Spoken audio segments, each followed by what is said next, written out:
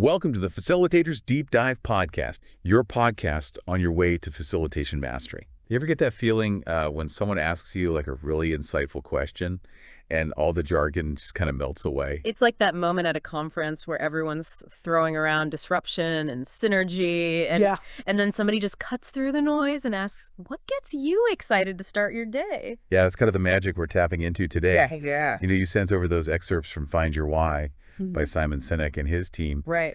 And let me tell you, this book is like the cheat code for figuring out what really drives us, that deeper purpose. It is. So we're going beyond just knowing about the concept of why. Right. We're diving into how to actually put it into action. Totally. So why is this why thing such a game changer? Well, the book argues that we're driven by emotion more than logic. Okay. It's about connecting with that deeper purpose, the why behind the what. Okay, so it's like, think about those brands we instinctively trust and admire, like Apple. Yeah, Apple. They didn't just build an empire by selling great products. They tapped into something deeper. That sleek design, the focus on user experience, the whole think different ethos. Right. It speaks to a desire for creativity and innovation. It's more than just specs, right? It's about Evidently. why do we stick with our favorite sports teams, even when they're losing? There's something deeper there. It's that emotional connection, the why, that resonates with us.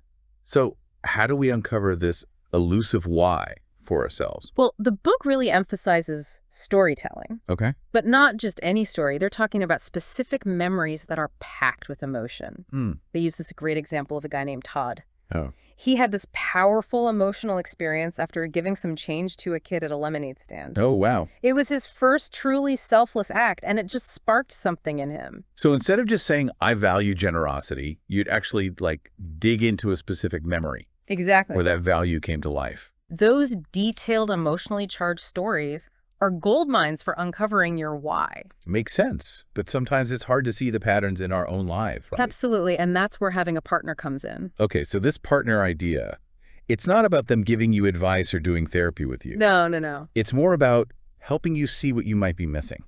Right, think of them as a prospector. Okay. Helping you pan for gold. Gotcha. They ask questions, they listen, they take notes, they help you sift through your experiences and spot those recurring themes that point to your why. I like that analogy. The book even has tips on how to be a good partner. Oh, cool. Like asking open-ended questions, Okay. avoiding why questions, because those can be surprisingly tough to answer. Really? And sitting in silence sometimes to give the storyteller time to process. It's almost like having someone hold up a mirror, help you see yourself from a new perspective. It is. And it's not just for individuals, right? No. The book talks about how teams, even entire companies, can uncover their collective why. Yeah, it's called Tribe Why Discovery. That's right. Fascinating stuff. It is. So, just like us, groups can have a shared purpose, right? Absolutely. Something that drives their decisions. That's the idea. They give that example of La Marzocco. The espresso machine company. Yeah, those beautiful Italian machines. Yeah, but for them, it's more than just the machines. Right. They've built this whole culture around coffee. Craft the community. Exactly. So it's more than a marketing tagline. It's about unearthing those values that already exist. That's it. Like within a group's actions and stories. Exactly. I can see how that'd be powerful for team building. Absolutely. Or even just clarifying a company's mission. It's about finding that shared purpose. Right, and aligning everyone around it. Exactly. It's about finding that shared why and using it to guide everything you do. Speaking of guides, I'm still a little fuzzy on those HOs we talked about before. Yes, the HOW. They seem pretty important. They act as the bridge between your core why and your everyday actions. So if the why is the compass, Right. the hows are like the steps you take. The unique ways we navigate towards that direction, exactly. The book gives those examples of David Mead and Peter Drucker. The co-authors. Right, so Mead's why is to help people move forward and make a difference. And his hows reflect that. So he's all about seeing the big picture. Taking responsibility, learning from everything, that's Mead. But Drucker's hows are different. Yeah, his why is about helping people achieve extraordinary things. Right, so he focuses on simplifying things. Embracing new ideas, building strong relationships, that's more Drucker's style. It's cool how their hows are so distinct. Right. Even though they're both passionate about why. That's the beauty of it. The hows are unique to each individual. So it's not about copying someone else. No, it's about discovering what's already within you. Okay, so how do we actually pinpoint our own hows? Well, remember all those themes we uncovered from our stories? Oh, right, during the why discovery process. Exactly. One or two of those became the foundation of our why statement. Like those shiny nuggets of gold. Ha ha ha, exactly. But what about all those other themes? The ones that didn't quite make it into the why statement. Those, my friend, are the seeds of your hows. Okay, so we take those raw themes. Refine them, focus on no more than 5 key themes. 5. That seems manageable. Yeah, the authors found that most people's themes can be distilled into about 5 distinct ideas. And then we shape those into actionable statements. Your how-W's, the guiding principles you actually live by. So instead of just saying optimistic, You might say, find the positive in everything. or if connection is a theme, Your how could be connect with people in meaningful ways. I like that. It turns an adjective into a verb. It makes it more active, more action-oriented. Right, it's about bringing those hows to life. Not just listing them, but describing what they look like in action. Okay, so we've got our why, we figured out our hows, but then the book throws this curveball. What's that? They talk about something called the split. Ah, yes, the split. Sounds kind of ominous. It can be. It's what happens when an organization's actions don't match their stated why, So it's like they're saying one thing, but doing another. they lose sight of their purpose. And start prioritizing profits over everything else. That's a recipe for disaster, right? It can be. It leads to all sorts of negative consequences. Like what? Plummeting morale, lack of innovation. Basically a less fulfilling, less successful organization. Exactly. You know, like that clothing company. One known for ethical sourcing. Right. Yeah. What if they suddenly started cutting corners? Exploiting workers just to boost profits. That'd be a classic example of the split. Totally, you think they're one thing. And then bam, their actions tell a different story.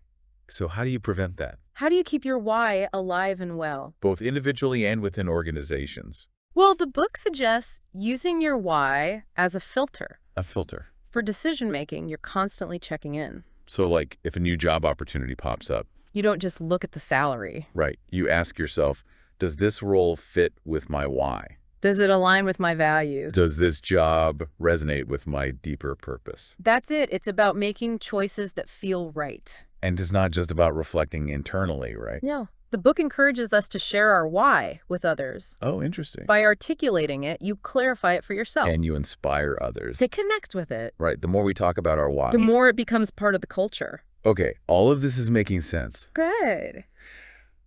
But I gotta be honest, I still have some questions. Okay, shoot. Like, can you have more than one why? Ah, that's a common one. It seems like people are passionate about lots of things. They are, but the book is pretty clear on this. You have one why, Just one. and one why only. Hmm. It's the single thread that runs through all your most fulfilling experiences. The thing that truly makes you feel alive. That's it. Okay, that makes sense. Good. But what about the idea that your why can change over time? Interesting. People grow and evolve, right? They do, but the book suggests that our why is actually formed in our late teens. Really? That early? By then, we've had enough life experience to recognize what motivates us. So it's like the seed is planted. And then it takes time to fully understand and articulate it. We gain more self-awareness, We find better words to express our why. but that core feeling stays the same. Exactly. So what feels like a change? Might just be a deepening of our understanding. Or a shift in how we choose to live it out, like going through a major life event, Right. It might not change your why but it could refine how you express it. or lead you to live in closer alignment with it. That's interesting. It highlights how our why is dynamic. It interacts with our life experiences. Exactly. Okay, that clarifies things a bit. Good. But there's another question that's been bugging me. Okay, what is it? What about those people who do terrible things in the name of a cause or belief? You mean, can a why be bad? Yeah, can a why be evil?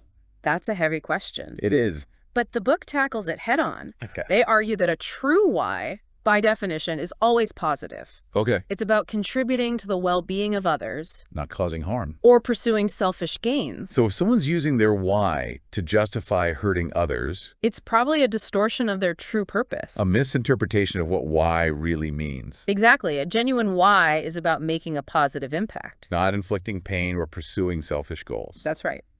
This makes me think about work-life balance. Interesting. Should our why be the same in both areas? Well, the book actually addresses this directly. They do. It says if you're a different person at work than you are at home, then in one of those places, you're not being true to yourself. Wow, so our why should be consistent. Across all areas of our lives. So it's not about compartmentalizing. No, it's about finding a career path that aligns with your why. So you can be your authentic self. Both professionally and personally. Makes sense. All of this is super insightful. Good. Glad to hear it. But I know a lot of people are probably listening because they're trying to figure out their career path. Right. So how can someone actually use their why to make those big life decisions? Well, the book suggests using your why as a filter. A filter, again? When you're evaluating job opportunities. Instead of chasing titles or paychecks? You focus on finding a role that allows you to express your why. So you're not just asking, what does this job pay? Right. You're asking, does this job resonate with my deeper purpose? And what about those hows? Ah, yes. The hows are crucial here, too. So it's not enough for a company's why to align with yours. You also need to make sure their hows, their ways of operating, are compatible. Because even if a company is doing amazing work, if their culture clashes with your hows, it's not going to be a good fit. Exactly. It's a double gut check. Does a company's why resonate? And are their hows compatible? It's about finding a work environment where you can thrive. Where you can contribute your talents and feel a sense of belonging. Okay, we've covered finding your why, your hows. And finding your nest within an organization. Right. But how do we keep our why alive and well day after day? Especially when things get tough. Yeah, because life throws curveballs. It does. Well, the book offers a few strategies. Okay, like what? One is to regularly remind yourself of your why. Okay.